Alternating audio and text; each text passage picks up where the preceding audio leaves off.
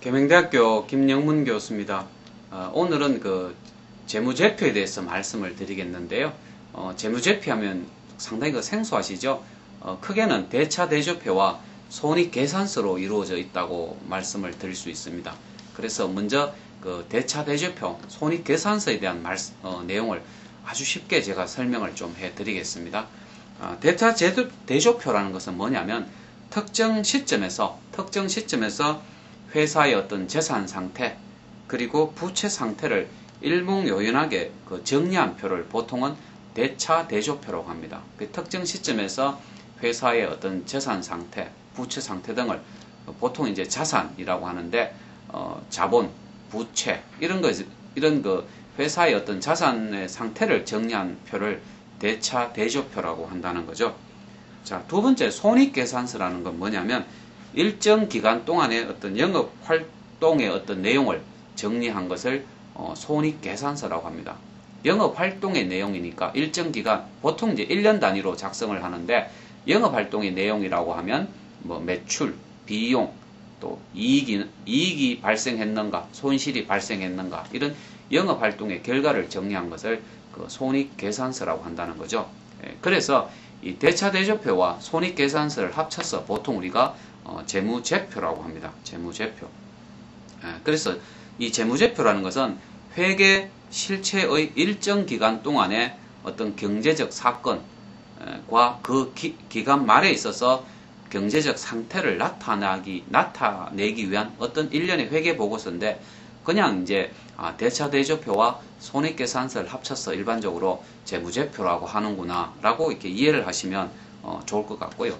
그러면 이제 기업에서 이 재무제표를 가지고 어디에서 어떻게 활용하는 것인가 하는 것을 조금 더 말씀을 드리면 방금 끝난 회계 기간 동안에 영업 결과를 결정하는데 이 재무제표가 사용이 됩니다.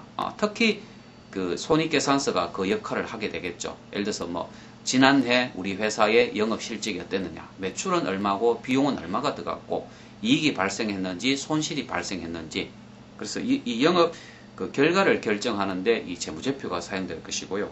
두 번째는 채권자에 의해서 그 기업의 건전성을 평가하는 데도 활용이 될 수가 있습니다. 채권자라면 그 기업에 돈을 빌려준 금융기관이 예를 들어서 될 수가 있는데 그 금융기관에서 볼 때 그 기업이 튼튼한 기업이냐, 그 기업이 망할 가능성은 없느냐, 이런 그 기업의 건전성을 평가하게 되는 거죠.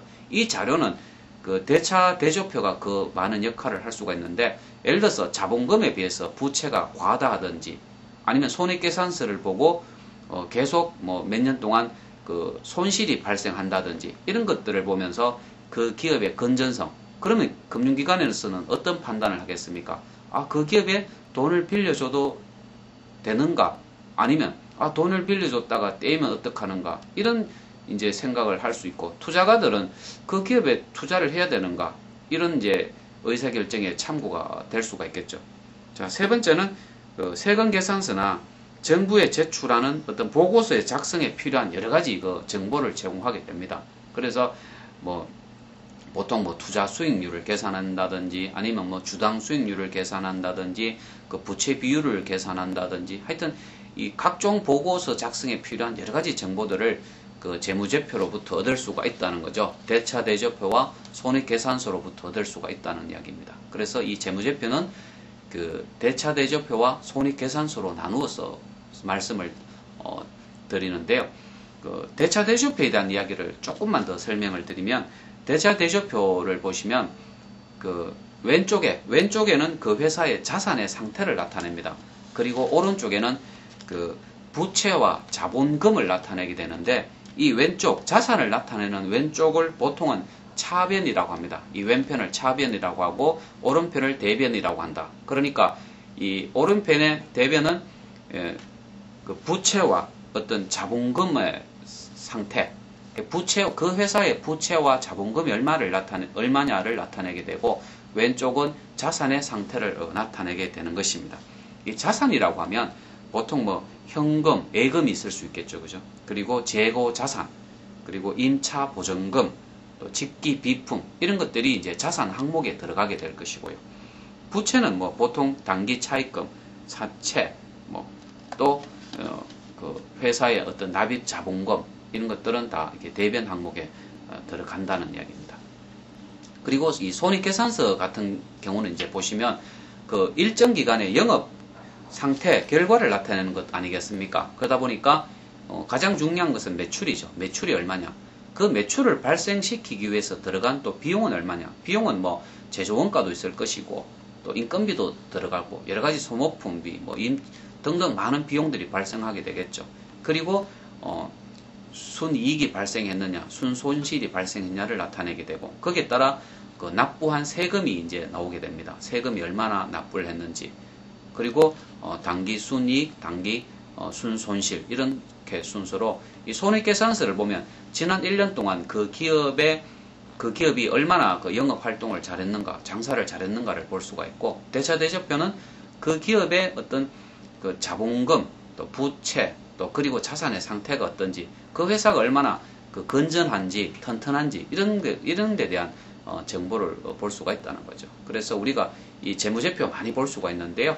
이 금융감독원 홈페이지에 가보면 우리나라에 있는 그 거래소에 상장된 회사, 코스닥에 등록된 회사, 그리고 앞으로 그 코스닥에 등록이 될 수 있는 그런 회사들의 이 재무제표를 다 볼 수가 있습니다. 그래서 이게 대차대조표, 손익계산서를 이렇게 보시면 제가 지금 말씀드린 이 동영상만 이해를 하셔도 그 다른 기업들의 어떤 대차대조표, 손익계산서를 이렇게 읽고 이해하는데 아마 많은 도움이 될 것으로 생각을 하고 있습니다. 오늘은 그 재무제표가 뭐냐에 대해서 말씀을 드렸습니다. 감사합니다.